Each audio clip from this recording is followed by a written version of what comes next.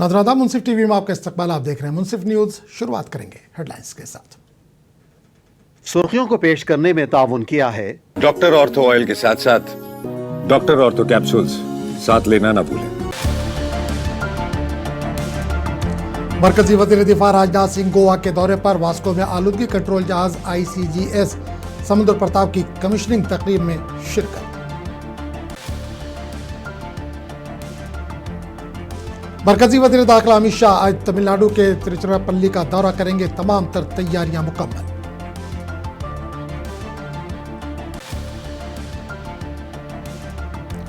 उत्तर प्रदेश के वज़ीर आला योगी आदित्यनाथ ने लखनऊ में साबिक वज़ीर आला कल्याण सिंह की यौम पैदाइश के मौके पर इन्हें खराज अकीदत पेश किया। पार्टी के कई दीगर लीडर भी रहे मौजूद। शिवसेना की रहनुमा शाहीना NC का बड़ा बयान, कहा मुंबई में ऐसा मेयर मुंतखब होगा जो आवाम के सामने बुलंद आवाज से वंदे मातरम कहेगा। दिल्ली में रिपब्लिक डे कैंप 2026 की तैयारियां जारी। नायब सदर CP Radhakrishnan NCC Republic day parade camp का करेंगे दौरा।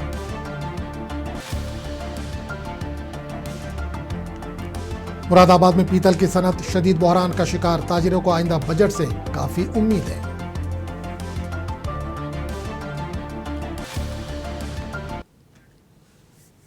और अब खबरों की तफसील। वास्को में आज एक अहम दिफाई व माहौलियाती मौका देखने को मिला, जहां मरकजी वजीर दिफा राजनाथ सिंह और गोवा के वज़ीर आला प्रमोद सावंत ने आलूदगी कंट्रोल जहाज ICGS समुद्र प्रताप की कमीशनिंग तकरीब में शिरकत की। इस जदीद जहाज की शमूलियत से साहिली सलामती और समंदरी आलूदगी पर काबू पाने की सलाहियत को मजीद तक़वियत मिलेगी।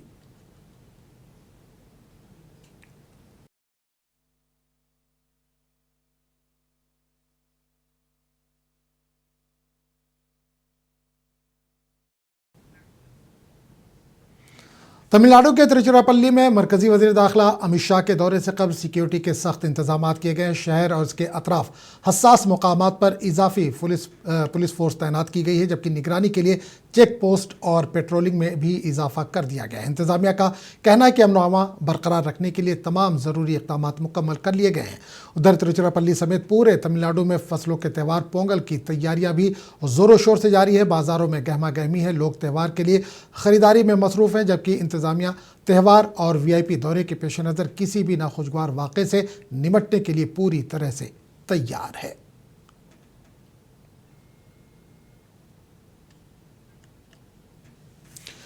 JDU के लीडर राजीव रंजन ने अमेरिकी सदर ट्रंप के भारत पर टैरिफ बढ़ाने के बयान पर रद्दअमल देते हुए कहा कि ये यकीनन भारतीय पैदावार करंदगान के लिए तशवीश की बात है। ताहम हुकूमत तमाम पहलुओं को मद्देनजर रखते हुए सोच समझकर फैसला करेगी। देखिए, भारत और अमेरिका दोनों ही एक ट्रेड एग्रीमेंट की ओर भी बढ़ रहे हैं। ऐसे में कई कदम अप्रत्याशित हो सकते हैं, लेकिन हाल के दिनों में जब से ये टैरिफ का पूरा ये जो प्रकरण है अस्तित्व में आया है, उसके बाद भारतीय अर्थव्यवस्था के लिए जिस तरह की आशंकाएं थी उसको निर्मूल सिद्ध करते हुए कई ऐसे वैकल्पिक मार्ग तय किए गए जिससे इन चुनौतियों को काफी हद तक कम किया जा सका है और पूरी स्थिरता के साथ अर्थव्यवस्था लगभग 8% के ग्रोथ रेट से आगे बढ़ रही है। फिर भी निसंदेह ये उत्पादकों के लिए, भारतीय उत्पादकों के लिए खास तौर पर ये चिंता की खबर है, लेकिन भारत सरकार इस से निजात दिलाने के लिए जरूर सोच समझ करके। उत्तर प्रदेश के वज़ीर आला योगी आदित्यनाथ ने लखनऊ में साबिक वज़ीर आला कल्याण सिंह की यौम पैदाइश के मौके पर इन्हें खराज अकीदत पेश किया। उनकी तस्वीर पर गुलपोशी की। इस मौके पर साबिक UP BJP सदर भूपेंद्र सिंह चौधरी और रियासती वज़ीर अरुण सक्सेना ने भी खराज अकीदत पेश किया और उनकी खिदमत को याद किया।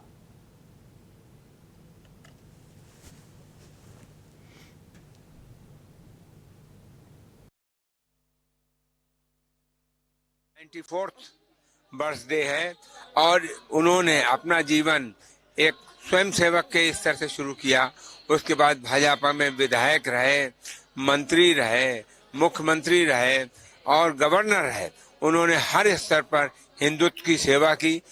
राम मंदिर का उन्हीं के समय में काफी तेजी से आंदोलन चल रहा था और उन्होंने अपनी सरकार को न्योछावर कर देना अच्छा समझा बजाय मुख्यमंत्री बने रहने के। और राम मंदिर के निर्माण में हिंदुत्व के लिए उन्होंने विशेष योगदान किया। एक बहुत ही कुशल प्रशासक थे, देशभक्त थे और उन्होंने गरीब आदमी की बातों को सुना और उस पर हमेशा कार्य किया और वो अपने कार्यों के लिए, अपनी सेवाओं के लिए, अपने राष्ट्र प्रेम के लिए हमेशा याद किए जाएंगे। हमारे राष्ट्र नायक हिंदू हृदय सम्राट कल्याण सिंह जी का 54वां जन्मदिन और हमारे लिए इस राष्ट्रवाद की विचारधारा के साथ काम करते हुए उन्होंने जिस प्रकार से हमारी विरासत को आगे बढ़ाने का काम किया और लंबे समय तक जिन विषयों के लिए हम लोग संघर्ष करते रहे, राम मंदिर का जो सपना हम लोगों ने देखा उसको पूरा करने में बहुत बड़ा योगदान आदरणीय कल्याण सिंह जी का था।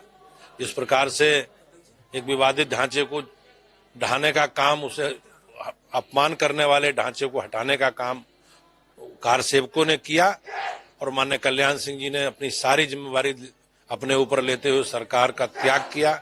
ये निश्चित रूप से राम भक्त थी और कोई इस प्रकार की विचारधारा के साथ काम करने वाला व्यक्ति कर सकता है और माननीय कल्याण सिंह जी ने उसे बखूबी किया। समाज के गरीब वर्गों के लिए, कमजोर वर्गों के लिए जिस प्रकार से उन्होंने अनेकों योजनाएं बनाकर उनके। उत्तर प्रदेश के मुरादाबाद में पीतल की सनत शदीद बहरान से गुजर रही है। कारीगर और ताजिर फरवरी में पेश होने वाले मरकजी बजट से बड़ी उम्मीदें लगाए बैठे हैं। बरामदात में कमी और बढ़ती लागत के बायस सनत ज़बोहाली का शिकार है। ऐसे में हुकूमती राहत और मुराद से ही पीतल के इस तारीखी कारोबार को नई जिंदगी मिल सकती है। मुरादाबाद के पीतल के ताजिरों को उम्मीद है कि फरवरी में पेश होने वाला मरकजी बजट इनके लिए राहत फराहम करेगा। मुरादाबाद अपनी पीतल की सनत के लिए मशहूर है, लेकिन एक तवील अरसे से कारीगर अपने काम को पूरा करने के लिए जद्दोजहद कर रहे हैं। खराब सूरत हाल की वजह से बहुत से कारीगर दूसरे पेशों का रुख कर रहे हैं।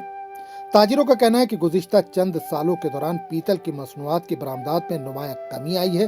वो फौरी तौर पर हुकूमती इमदाद की उम्मीद कर रहे हैं।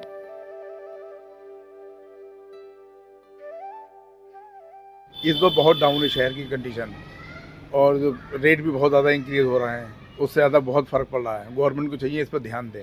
कारीगर लोग काफ़ी परेशान हैं और अदर काम में आ रहे हैं वो लोग अपना काम छोड़ के। तो सरकार को ये चाहिए भाई इस पर ध्यान दें ताकि ये काम फिर से उठे, तरक्की करे। मैं मुरादाबाद से आता हूँ। यहाँ पर पीतल नगरी के नाम से पूरी दुनिया में हमारा शहर मशहूर है, लेकिन आज इंडस्ट्री की हालत यह है कि मैं समझता हूँ कि 100% जो काम कभी हुआ करता था वो आज 40% रह गया है। युवा परेशान है, मजदूर परेशान है, हर तबके का बंदा इस वक्त परेशान है। तो मैं सरकार से उम्मीद करूँगा कि आने वाले बजट में युवाओं का, मजदूरों का, जो नीचे तबके के लोग हैं उनका ध्यान रखा जाए। ताजिर पीतल की सनत के खुशहाल दिनों को याद करते हैं। उन दिनों इनकी बरामदात अपने उरूज पर थी। अब बहुत सी फैक्ट्रियां बमुश्किल अपने अखराजात पूरे करने की काबिल हैं। पिछले कई सालों से हम देख रहे हैं कि जो एक्सपोर्ट पूरी दुनिया में होता था यहाँ 100%, आज की डेट में वो मुश्किल से मेरे हिसाब से 25 से 30% रह गया। जो बड़ी बड़ी जो फैक्ट्रीज थी जो बहुत अच्छा एक्सपोर्ट करते थे, उनका एक्सपोर्ट आज बिल्कुल 20-25% रह गया है, जिसकी वजह से उन लोगों के अपने फैक्ट्री के एक्सपेंसेस हैं वो निकालना बहुत ज़्यादा मुश्किल हो गया है। तो मैं यही चाहूँगा कि बजट ऐसा लाएं जिससे युवाएं और जो रोजगार है वो ज़्यादा से ज़्यादा होना चाहिए। पीतल के ताजिरों का कहना है कि पहले हुकूमत मुराद देती थी जिससे खाम माल की कीमत कम होती थी।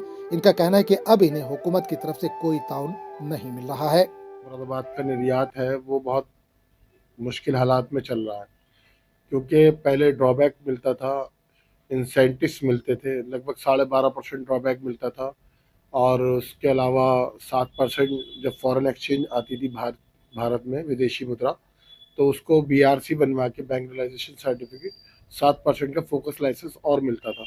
अब वो सब चीज़ें ख़त्म हो गई हैं। उससे क्या होता था, जो महंगाई का असर था वो कहीं ना कहीं उस चीज़ों से पूरा होता था। मरकजी वज़ीर ख़जाना निर्मला सीतारमन फरवरी में बजट पेश करेंगी। मुरादाबाद के पीतल के ताजिर बजट का बेसब्री से इंतजार कर रहे हैं। पीतल की सनत को जिंदा करने के लिए कोई भी सहूलत इनके लिए बड़ी खुशखबरी होगी। ब्यूरो रिपोर्ट, मुंसिफ टीवी। झारखंड के दुमका जिले में आज एक अहम और रूहानी मंजर देखने को मिला, जहां मुल्क के chief election commissioner Gyanesh Kumar ने तारीखी बाबा बासुकी नाथ मंदिर में हाजिरी दी। इन्होंने मंदिर में बाकायदा पूजा की और दर्शन किए और मुल्क में अमन, खुशहाली और जमहूरी इक़्तिदार के इस्तेहकाम के लिए दुआ की। बाबा बासुकी नाथ मंदिर का झारखंड के अहम मजहबी मकामात में शुमार होता है और यहाँ हर साल लाखों अकीदतमंद दर्शन के लिए आते हैं। दौरे के दौरान इंतजामिया की जानिब से सख्त हिफाजती इंतजाम किए गए थे।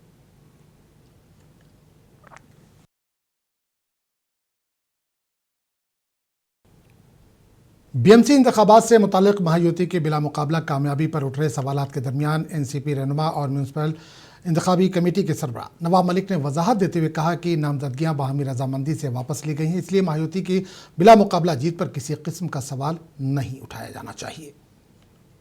उन्होंने अपना नामांकन वापस लिया है तो बिना अपने मर्जी के कोई नामांकन वापस नहीं होता। अगर लोगों ने नामांकन लिया तो निश्चित रूप से बिन विरोध चुनाव होते हैं, और सिर्फ महाराष्ट्र में नहीं, पूरे देश में कई ऐसे विभाग होते हैं जहाँ पे बिन विरोध लोग चुनाव लोगों को जिताते हैं, और ये पहली बार इस तरह से नहीं हुआ। सवाल लोग उठाते हैं, उनका अधिकार है, लेकिन बिन विरोध अगर कोई जीत के आता है तो उस पर सवाल उठाना उचित नहीं। हमारे लिए कोई चैलेंज नहीं, जहाँ हमारी ताकत है वहीं हम चुनाव लड़ रहे हैं, और अधिकांश सीटों पे हमारा मुकाबला भारतीय जनता पार्टी और शिंदे सेना के खिलाफ है। हमें लगता है कि हमने 94 सीटों पे उम्मीदवार खड़े किए हैं और 30 से अधिक। महाराष्ट्र के मुकामी बलदियाती इंतखाबात पर बयानबाजी का सिलसिला जारी है। शिवसेना के रहनुमा शाइना एनसी ने कहा कि मुंबई में ऐसा मेयर मुंतखब होगा जो अवाम के सामने बुलंद आवाज से वंदे मातरम कहेगा और शहरी क़यादत में जज्बा हुब्बुल वतनी को फरोग देगा। महापौर वंदे मातरम बोलने वाला ही होगा। जिस व्यक्ति मुंबई से प्यार करते हैं, मुंबई की प्रगति चाहते हैं, वो ही रहेंगे महायुति के महापौर और एक मराठी मानस। दूसरे तरफ आपने देखा है कि विपक्ष बहुत सारे पाकिस्तानी फ्लैग्स को लहराते हैं, उनके रैलीज में कैसे अक्यूज जो बॉम्ब ब्लास्ट में है वहां वो प्रचार करते हैं। तो वो रखिए आपकी राजनीति, तुष्टीकरण की राजनीति। हमारा राजनीति रहेगा मुंबई सर्वप्रथम, जय महाराष्ट्र। और इस वक्त दिल्ली से बड़ी खबर आ रही है। सुप्रीम कोर्ट में आज दिल्ली फसादात मामले में सुनवाई हुई। शर्जील इमाम और उमर खालिद के ताल्लुक से ये सुनवाई हुई। उमर खालिद और शर्जील इमाम की अर्जी सुप्रीम कोर्ट ने ठुकरा दी है। उमर खालिद, शर्जील इमाम को फिलहाल यहां से राहत नहीं मिली है।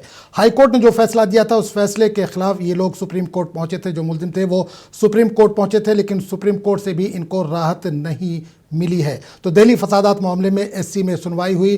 काफ़ी उम्मीदें थी, लोग काफ़ी उम्मीदें लगाए बैठे थे कि आज उमर खालिद और शर्जील इमाम को ज़मानत मिल सकती है, पर सुप्रीम कोर्ट में इन्हें ज़मानत नहीं मिली। उमर खालिद, शर्जील इमाम की अपील को ठुकरा दिया है सुप्रीम कोर्ट ने। तो बड़ी खबर इस वक्त दिल्ली से आ रही है, जहां सुप्रीम कोर्ट में दिल्ली फसादात मामले में सुनवाई हुई। सुनवाई के बाद सुप्रीम कोर्ट ने अपना फैसला सुनाया है। उमर खालिद और शर्जील इमाम को फ़िलहाल राहत नहीं मिली है। अर्जी जो उनकी थी सुप्रीम कोर्ट ने वो ठुकरा दी है। तो बड़ी खबर इस वक्त दिल्ली से आ रही है। सुप्रीम कोर्ट में आज दिल्ली फसादात मामले में सुनवाई हुई। सुनवाई में उमर खालिद और शर्जील इमाम को राहत नहीं मिली है।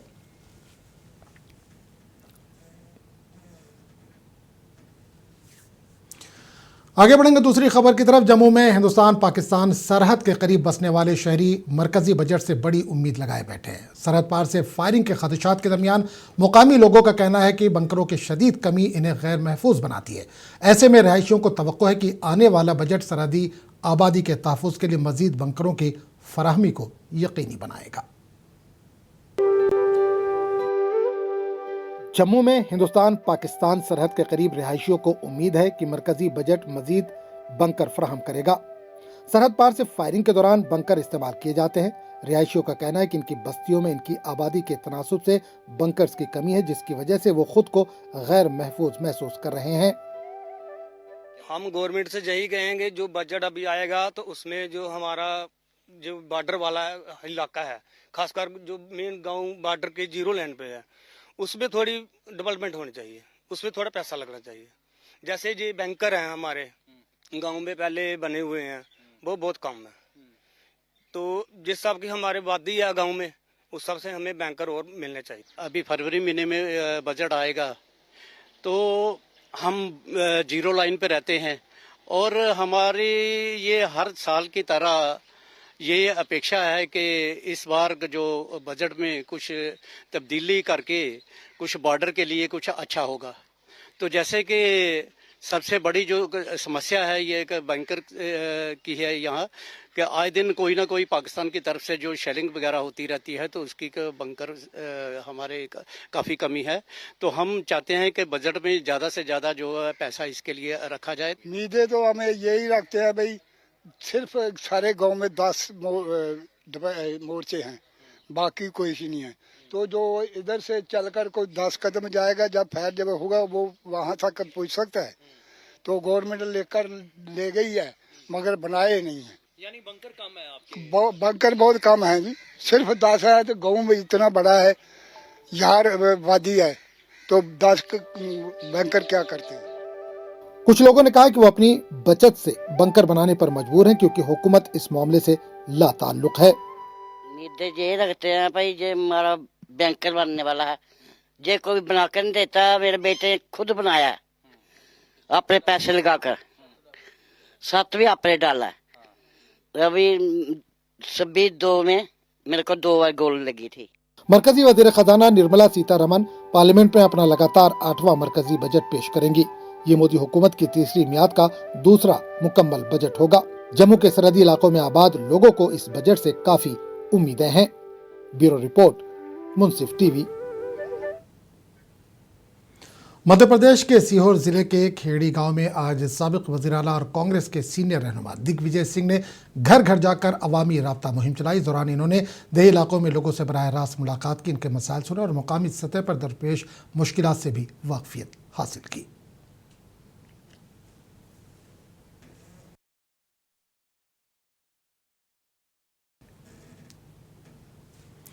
दिल्ली में रिपब्लिक डे कैंप 2026 की तैयारियों के सिलसिले में नायब सदर CP Radhakrishnan NCC Republic day parade camp का दौरा करेंगे। ये दौरा दिल्ली कैंट में होगा, जहां मुल्क भर से आए एनसीसी कैडेट्स कौमी सतह की परेड और दीगर सरगर्मियों की मशक में मसरूफ हैं। नायब सदर अपने दौरे के दौरान कैडेट से बातचीत करेंगे, इनके हौसले की तारीफ करेंगे और रिपब्लिक डे परेड की तैयारियों का करीब से जायजा लेंगे। इस मौके पर नज़्म ज़ब्त, कौमी यकजहती और नौजवानों में क़यादत की सलाहियतों को फ़रोग़ देने में एनसीसी के किरदार को भी उजागर किया जाएगा।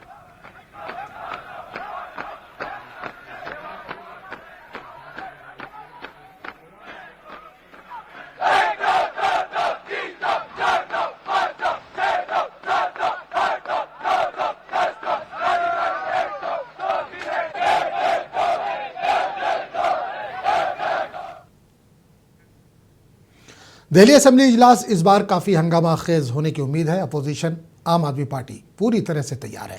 आप लीडर संजीव झा ने कहा कि दिल्ली में फ़ज़ाई आलूदगी के बारे में सरकार को जवाब देना होगा। ये बहुत सारे ऐसे दिल्ली लोग जिन्होंने अपना घर छोड़कर दिल्ली छोड़कर चले गए, जिनके घर में बुजुर्ग या बच्चे हैं, उनको अस्पताल का चक्कर लगाना पड़ा। बहुत सारे लोग वेंटिलेटर पे हैं, बहुत सारे लोगों को जान से हाथ धोना पड़ा। तो चुनाव से पहले जो ये वादा करके आए थे कि इस बार का आपको नवंबर, दिसंबर, जनवरी साफ हवा में सांस लेने का मौका मिलेगा, तो आखिर हालत बद से बदतर क्यों हुई? जिम्मेदारी किसकी थी? उल्टा इन्होंने आंकड़ों से छेड़छाड़ किया। जहां जब प्रदूषण ज्यादा था उन्होंने आंकड़े जारी नहीं किए। उन्होंने उस सभी जगहों पर पानी का छिड़काव, उन जगहों, पूरे दिल्ली पानी का छिड़काव नहीं किया, उन जगहों पर छिड़काव किया जहां पर ये AQI को मेजर करने की मशीन लगी हुई थी। तो चोरी करके, झूठ बोल के, लोगों को गलत आंकड़े दिखा करके कि दिल्ली में सब कुछ ठीक है करने की कोशिश करी, और फिर दिल्ली के लोगों को और उसका हर्जाना भुगतना पड़ा, दिल्ली के लोगों को हॉस्पिटलाइज होना पड़ा। ये क्लाउड शेडिंग के नाम पे जो ये ढोल पीटे गए, करोड़ों खर्चा किया गया, आखिर क्या हुआ? कितने खर्चे किए गए? इन सभी बातों को हम सदन में उठाएंगे, सरकार से पूछेंगे। जम्मू कश्मीर के खूबसूरत सियाती मुकाम सोनमर्ग में ताज़ा बर्फबारी ने वादी की रानाइयों में मजीद इजाफा कर दिया है। मुल्क के मुख्तलिफ हिस्सों से आए सयाह बर्फ से ढके मनाजिर के दरमियान मौसम सरमा का भरपूर लुत्फ उठा रहे हैं, जबकि मुकामी ताजिर इस बर्फबारी को सियाहत में इजाफे और कारोबार में बेहतरी की उम्मीद के तौर पर देख रहे हैं।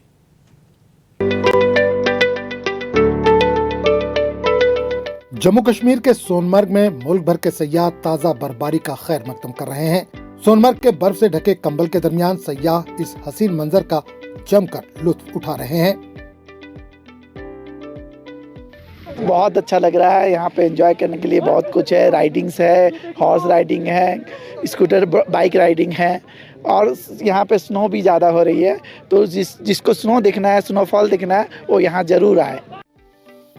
सोनमर्ग के ताजिरों को उम्मीद है कि बर्फबारी से सयाहों की तादाद में इजाफा होगा, जिससे इनके कारोबार में बेहतरी आएगी। तो हम चाहते हैं कि बर्फ अगर ज़्यादा से ज़्यादा गिरे, सब लोगों को यहाँ का रोज़गार मिलेगा।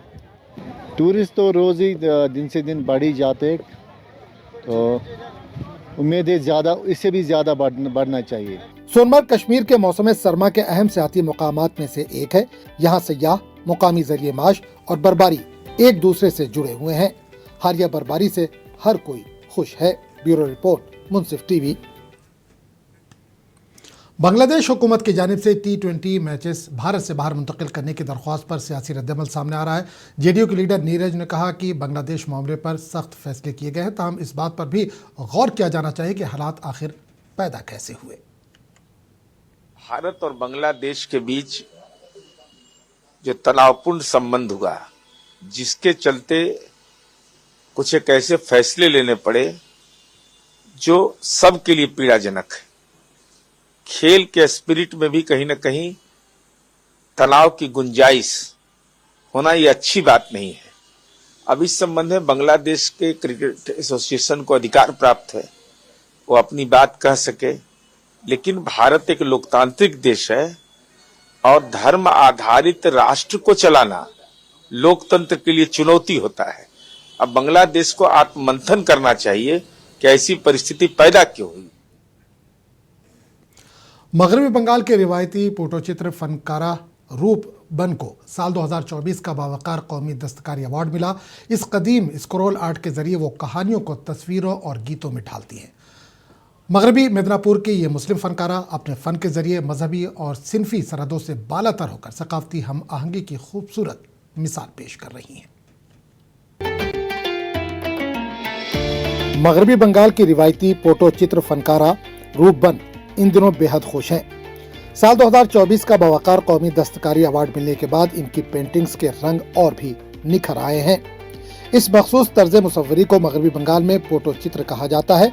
गुज़िश्ता साल 9 दिसंबर को नई दिल्ली में सदर जमहूरिया द्रौपदी मुर्मू ने रूपबन को ये एजाज दिया था। এটা হচ্ছে আমার পুরস্কার, মানে আমি রাষ্ট্রপতির হাত থেকে পুরস্কারটা পেয়েছি। এটা পেয়েছি আমি ডিসেম্বরের 9 তারিখে, আর ফিরে এসেছি দুদিনের, ওখানে ওয়ার্কশপ ছিল, ফিরে এসেছি আমি 11 তারিখ রাতে। फोटो चित्र एक कदीम और रिवायती फन है जिसमें स्क्रॉल पर असातीरी या असरी कहानियों की तस्वीर तरतीब से बनाई जाती है। इसके बाद फनकार इन तस्वीरों में समोई गई कहानियों को गीतों की सूरत में सामईन को सुनाते हैं। रूबन बताती हैं कि वो अपने स्क्रॉल फन पारों के लिए कुदरती रंगों का इस्तेमाल करती हैं। পটচিত্রর বিষয় ছিল চণ্ডীমঙ্গল। তো আমি ছবি আঁকি আর গানগুলো করি। আর হচ্ছে আমাদের যে পটচিত্রর গল্পগুলো, এগুলো হচ্ছে বংশগত।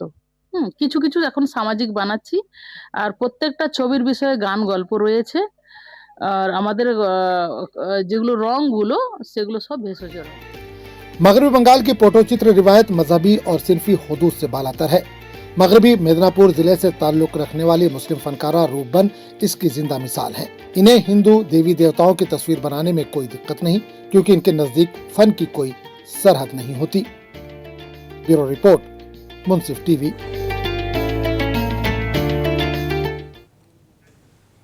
तमिलनाडु के डंडीगुल में ऑल इंडिया सतह के मुर्गों की नुमाइश ने सबकी तवज्जो अपनी जानिब मबजूल कर ली। मुल्क भर से 500 से ज़ायद देसी और नायाब नस्ल के मुर्गे नुमाइश में पेश किए गए, जिनमें एक पंखनुमा दुम वाले मुर्गे की कीमत 3 लाख रुपए तक लगाई गई। इस नुमाइश का मकसद देसी मुर्गों की मादूम होती नस्लों को महफूज करना और मुर्गा परवरिश के फ़न को फ़रोग़ देना है।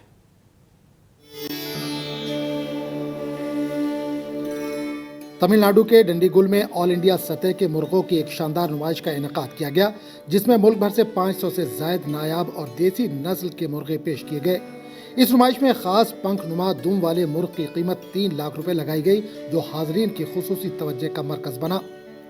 देसी मुर्गों के नायाब होती नस्लों को मादूम होने से बचाने के मकसद से ऑल इंडिया मुर्गा ब्रीडर मित्र ग्रुप की जानिब से हर साल ये नुमाइश मुनक्किद की जाती है। डंडीगुल में होने वाली ये सालाना नुमाइश इस सिलसिले की 11वीं कड़ी है, जिसमें तोते जैसी चोंच और पंखनुमा दुम वाले मुर्गों को खास तौर पर पेश किया गया।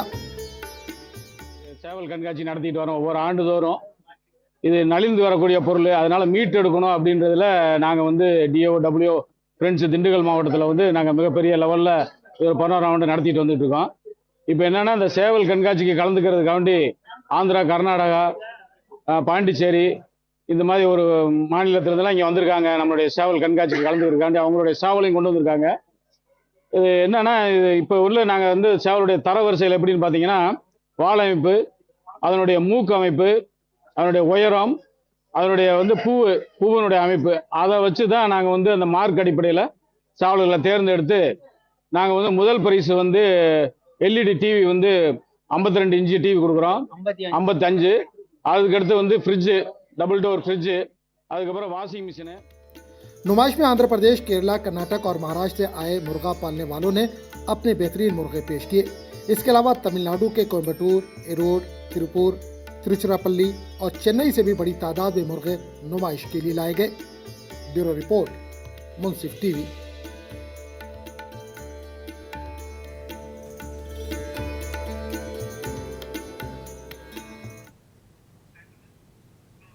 इस बुलेटिन में फिलहाल इतना ही। अगले बुलेटिन में आपसे फिर मुलाकात होगी, तब तक के लिए इजाजत दीजिए। आदाब।